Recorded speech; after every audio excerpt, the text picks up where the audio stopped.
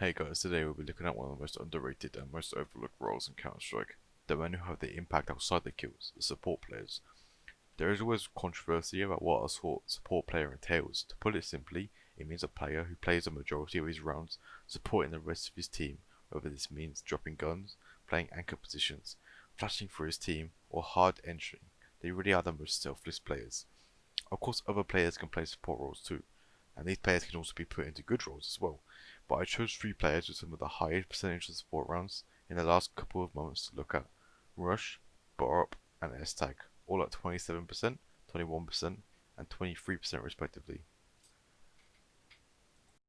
First we'll be looking at Rush on Dust 2, next we'll be looking at Borup on Vertigo, and lastly we'll be looking at S-Tag on Nuke. Putting into our first round here, you already see that Rush is buying the most util on the team. He's buying a smoke flash, and his role this round is to go up to this corner and listen for the long footsteps. This way he can get all the info that his team needs. He's not really facing or taking a fight, all he needs is the info. He's then tasked just to look at long, make sure they can't push, make sure they don't get flanked. This allows for the rest of the complexity squad to group up in short and get ready for the short execute. Rush is going to be using his nades for this execute as well, so it's important that he's here with the team. This is an example of him flashing for his team. As one flash and the other one lands in the long corner. Rush's job is then to take over the site. He needs to allow poison to plant. Just well to get one kill. He spots Big Mass in the pit, but he can't really do anything about it. All he has to do now is lock down the site and hope they can win the 3-on-3.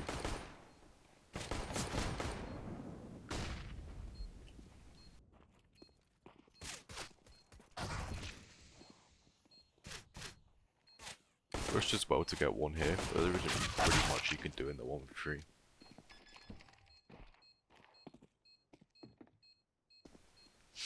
In this next round, you're going to see one of the most selfless acts that the support player can roll. He buys an AK for Blamer, he drops it over, he receives a decoy back, and then he buys into the armor, he buys the util on the team, so they can actually get into this round. The util is the most important part in this round. They can close the gap between these rifles on phase and these secondary weapons they have on complexity. He flashes long for Blamer here, which absolutely blinds the long corner player. Unfortunately, Blamer doesn't get the kill. It's another example of Rush's great flashbangs. At the end of this game, he has like 41 enemies flashed or something like that. His flashbangs are absolutely great, which makes him such a good support player, such a value to the team. See here, he's on the short, ready for the execute. He throws his flashbang through, and he's literally the one hard entry into the bomb site. Creates the most space for his team. Another selfless support player act. He gets a very nice shot onto Nico. Complexity end up winning this round, and I'd say most of it is down to Rush. He creates so much space running up that catwalk, and that Blame F AK is what closes him up the round. You'll see that Rush has an important job on this T-side of Dust 2. Here you can see him flashing through his teammates into short all the way from this long position, which is great because he needs to watch this long position, make sure they can't get flanked from that, and then also he can help his teammates on short with the flashbangs. This is what he does for the majority of these T-side rounds. We aren't going to go look at them all, because I just want to show you this one right here. Because this is what he does normally anyway. He doesn't have a much bigger job. All he's doing is listening for footsteps, watching the flank. He gets this long info by just sitting here. As you can see on the CT side, he's the one buying the kit and the flash. He plays in the middle of the map, making sure he can help both sides and support both. That's the first kill coming in, very nice find from Rush. And this is where the flashbangs come into play. They come into the B, execute the B rush, and the 2 flashbangs absolutely full blind all the players, which allows the complexity guys to absolutely run everyone down on this phase B rush. I just want to highlight a bit Rush's job on the CT side. He's the long anchor, and this is a difficult position because most of the time you're not going to find more kills in this area. In this game he does find a few, but we're already going to look at this round because to see the reaction to the short execute that comes in from phase. He knows how to dodge the Molotov there, he knows how to reposition straight into after the Molotov has disappeared to catch anyone coming off the long doors. As you see as this short execute going through, Rush will actually sit here for the majority of the round until the lurker is actually found. He wants to catch this lurker off guard, and this is the great play by the long anchor here. He wants to make sure he locks down his position on the map, make sure his position isn't the one at fault for losing the round. You see here, as they find Zero mid, I think it's Zero mid. As soon as the kill comes through, Rush knows there's no lurker, and he can focus all his utility onto the site. The Molotov is actually great, and it allows him to jump up onto this site. He takes another selfless act by just taking all these fights. You see he just jumps in the box, just gets all the info, and he finds both the kills as well. Very nice round from Rush. You see how there he just supports his team by just locking down the long position no matter what, even if there's no enemies there.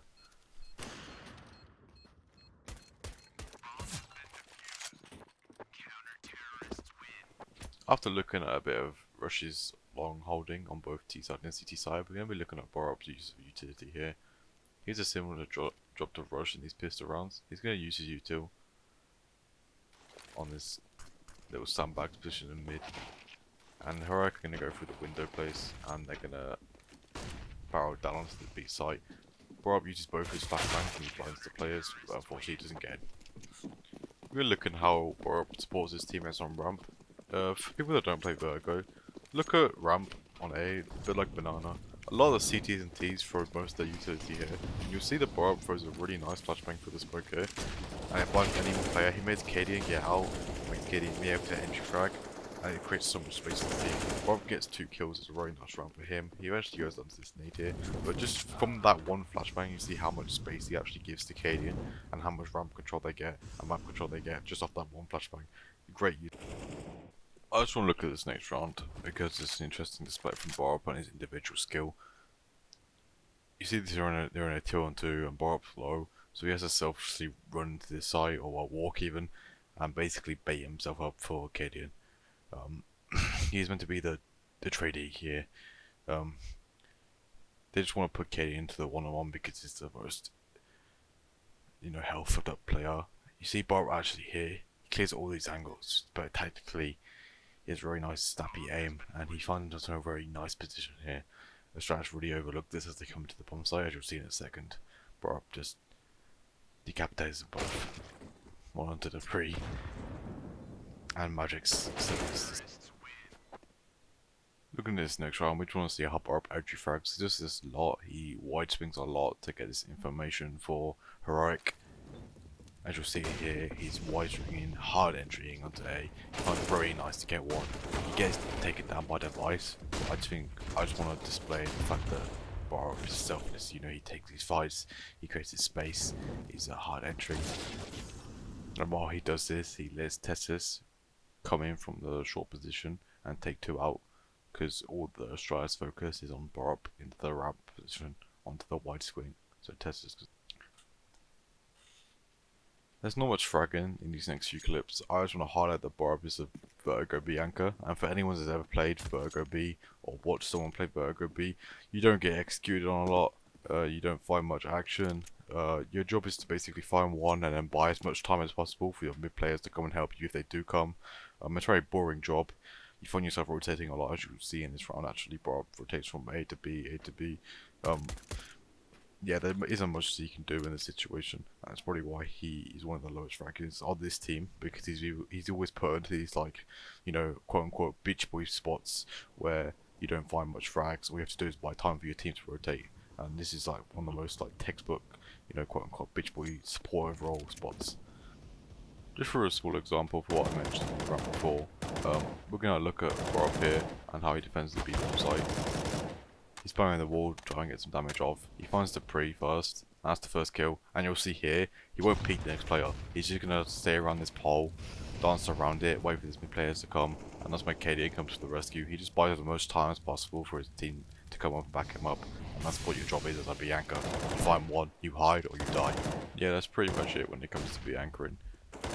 There wasn't much from Borup's perspective to look at. On the T side, he hard entries a lot, and he also flashes for his teammates a lot. And on this CT side, Vertigo, all he does is play that B anchor. There isn't much to look at in terms of fragging, but it's a really important role to play in the team because someone has to play it, and you also have to make sure it's a good player playing it as well, because you can't always give up a site easily. That's how you're going to lose a lot of rounds. I want to highlight a really important round from S-Stack here, as we're moving on to S-Stack now, onto Nuke.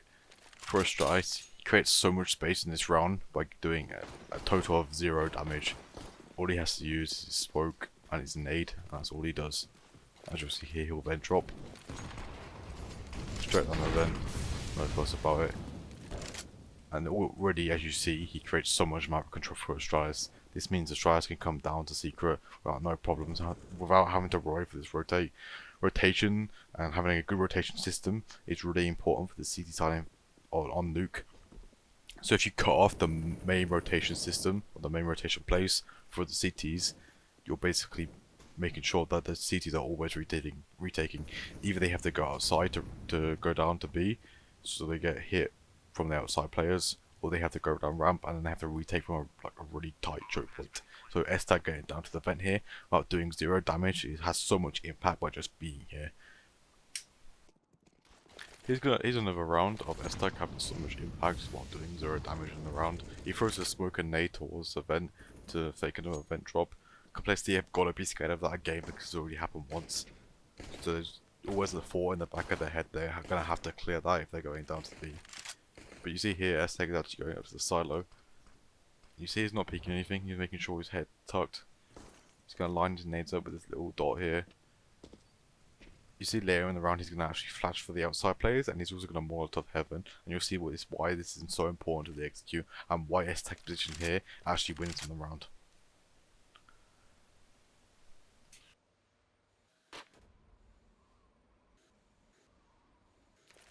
You see here S-Tag is ready to throw the flashbang for the players to get inside the mini position, and these players in mini, their main threat is heaven, and you see S-Tag's volley is going to absolutely cover that off.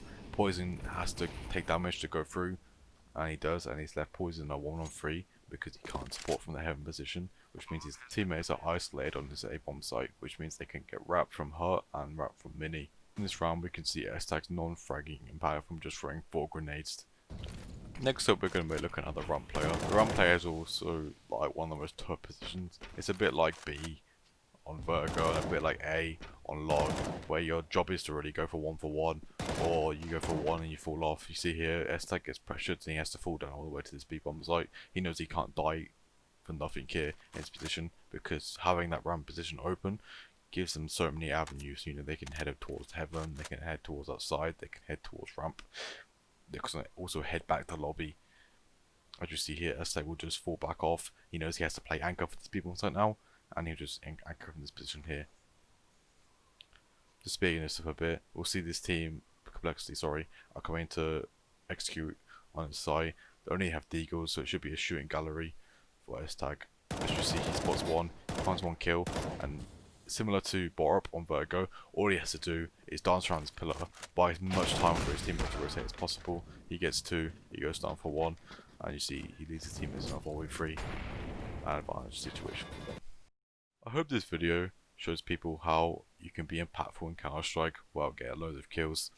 It shows you how going 1-for-1 is good, how to play for time, how to play for the rotate, how to flash for your teammates, being selfless and dropping weapons for your teammates as well. It's all very good.